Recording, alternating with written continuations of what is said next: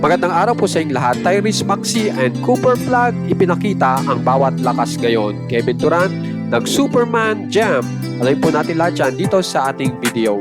Napakaganda nga pong balita at magkaharap ngayon ito pong si Tyrese at Cooper na kung saan ay si Tyrese Maxey po ay nakaka 30.8 points per game samantalang si Cooper Flag naman po ay nakaka 19.4 points per game. So dito po ay ipapakita ko sa inyo yung mga ilang talagang malalakas na moves ng dalawa kung saan ay talaga pong ikinagalak ng madlang people.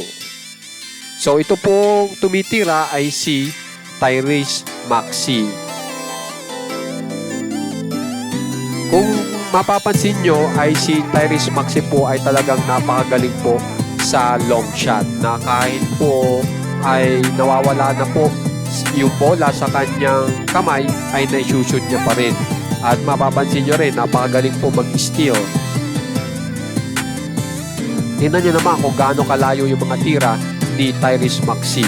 Kaya naman po, ang kanyang points per game ay napakataas. Samantalang ito naman po si Cooper Flag ay napakagaling din po, lalo-lalo na po sa loob ng court. At napaka mahilig pong mag-dunk.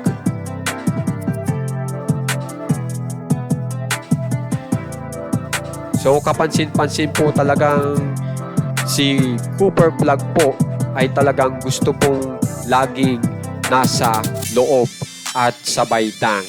Samantala dito naman po tayo kay Kevin Durant na kung saan ngayon po ay ipinakita niya kung gaano siya kataas tumalon na kung saan ay siya ay nag-Superman dunk.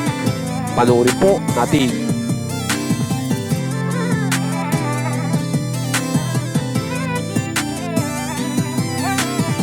So, ang labanan pong yan ay Rockets versus Brooklyn.